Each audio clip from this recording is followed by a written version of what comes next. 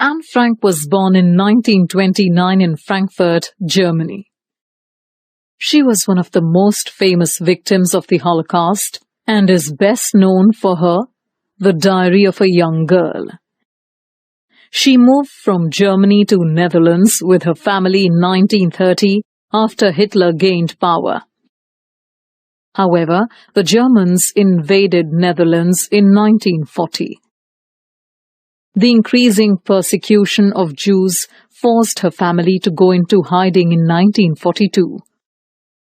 During those 2 years, Anne spent her time writing stories and writing in her diary. She hoped to be a writer. However, when her family was transported to the Bergen-Belsen concentration camp, she died of typhus a few days after the death of her sister, Margot Frank. Her father was the only one in her family who survived the Holocaust. After her death, her father got her diary published. The Diary of a Young Girl was originally published in Dutch in 1947 under the title Het Achterhuis. It was translated into more than 60 languages. It chronicled the various events of Anne Frank's life from 12th June 1942 to 1st August 1944 under the Nazi occupation. The short story from the Diary of Anne Frank is an extract from the Diary of a Young Girl with a slight adaptation. It portrays her personal reflections on writing, family, friends, and school.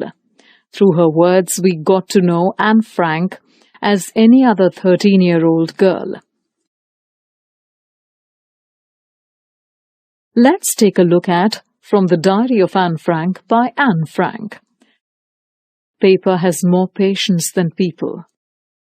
Anne Frank thought of this saying as she sat alone at home, wondering whether to go out or not. She decided not to and thought about writing in a diary. What she needed was a friend. This didn't mean that she was lonely. Rather, Anne Frank had a loving family and 30 people she could call friends. However, with friends, she felt like talking about ordinary things and having a good time, rather than talk about her secrets.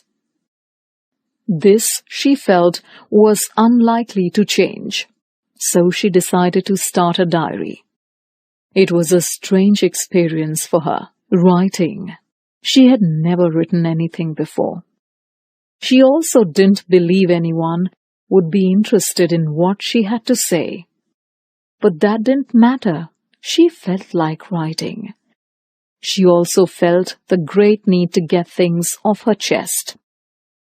Finally, she wanted a friend, so she named her diary Kitty. She began by giving a brief introduction to her family. Her parents were Otto and Edith Frank. They emigrated to Holland. Anne and Margot, her sister, were raised by their grandmother before they joined their parents. Her grandmother underwent an operation in 1941 and then passed away in 1942. Anne often thought of her. So, having made introductions, she wrote to Kitty on 20th June 1942. Her entire class was terrified of the upcoming teachers' meeting. In this meeting, the teachers would decide who would move to the next grade. Anne, irritated by her classmates, wrote that at least a quarter of the class deserved to fail. But she also knew that teachers were the most unpredictable creatures on earth. For her, she was not too worried. All they could do was wait and not lose heart. She believed she got along well with her teachers. However, Mr. Keesing, the maths teacher, was annoyed with her for talking in class. So, he assigned her extra homework. It was an essay on the subject, a chatterbox. That evening, Anne thought over this topic. What she wanted was to come up with a convincing argument as to why one should talk rather than write an unnecessarily long essay. So she argued that she inherited this habit from her mother, and there was nothing that could be done about inherited traits. Though Mr. Keesing enjoyed the argument, he assigned her a second essay when she talked through his class again.